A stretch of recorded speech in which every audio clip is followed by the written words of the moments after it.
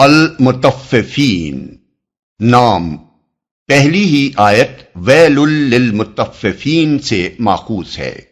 زمانہ نزول اس کے انداز بیان اور مضامین سے صاف معلوم ہوتا ہے کہ یہ مکہ معظمہ کے ابتدائی دور میں نازل ہوئی ہے، جب اہل مکہ کے ذہن میں آخرت کا عقیدہ بٹھانے کے لیے پے در پے صورتیں نازل ہو رہی تھیں، اور اس کا نزول اس زمانے میں ہوا ہے جب اہل مکہ نے سڑکوں پر، بازاروں میں اور مجلسوں میں مسلمانوں پر آوازیں کسنے اور ان کی توہین و تذلیل کرنے کا سلسلہ شروع کر دیا تھا، مگر ظلم و ستم اور مار پیٹ کا دور ابھی شروع نہیں ہوا تھا۔ بعض مفسرین نے اس سورہ کو مدنی قرار دیا ہے۔ اس غلط فہمی کی وجہ دراصل ابن عباس رضی اللہ عنہ کی یہ روایت ہے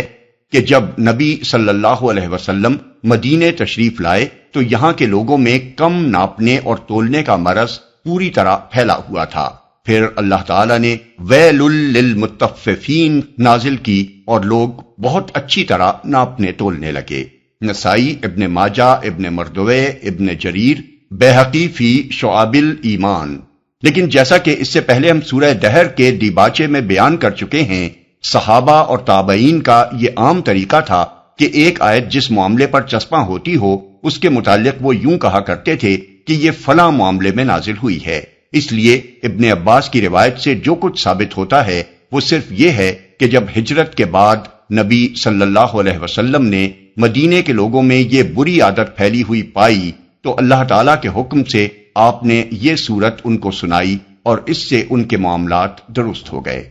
موضوع اور مضامین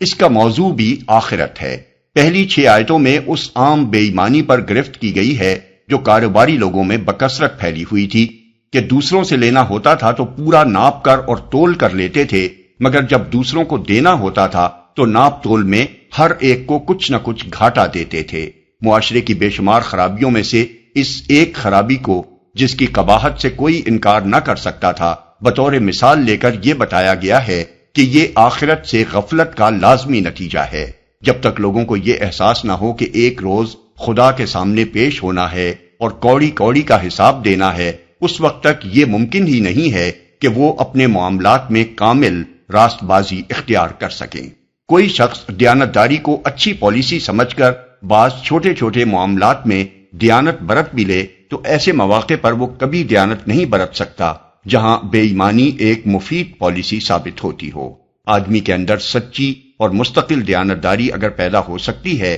تو صرف خدا کے خوف اور آخرت پر یقین ہی سے ہو سکتی ہے، کیونکہ اس صورت میں دیانت ایک پالیسی نہیں بلکہ فریضہ قرار پاتی ہے، اور آدمی کے اس پر قائم رہنے یا نہ رہنے کا انحصار دنیا میں اس کے مفید یا غیر مفید ہونے پر نہیں رہتا۔ اس طرح اخلاق کے ساتھ عقیدہ آخرت کا تعلق نہایت مؤثر اور دلنشین طریقے سے واضح کرنے کے بعد آیت 7 سے 17 تک بتایا گیا ہے کہ بدکار لوگوں کے نامہ اعمال پہلے ہی جرائم پیشہ لوگوں کے رجسٹر بلیک لسٹ میں درج ہو رہے ہیں اور آخرت میں ان کو سخت تباہی سے دوچار ہونا ہے۔ پھر آیت 18 سے 28 تک نیک لوگوں کا بہترین انجام بیان کیا گیا ہے اور یہ بتایا گیا ہے کہ ان کے اعمال نامے بلند پایا لوگوں کے رجسٹر میں درج ہو رہے ہیں جس پر مقرب فرشتے مامور ہیں۔ آخر میں اہل ایمان کو تسلی دی گئی ہے اور اس کے ساتھ کفار کو خبردار بھی کیا گیا ہے کہ آج جو لوگ ایمان لانے والوں کی تذلیل کر رہے ہیں،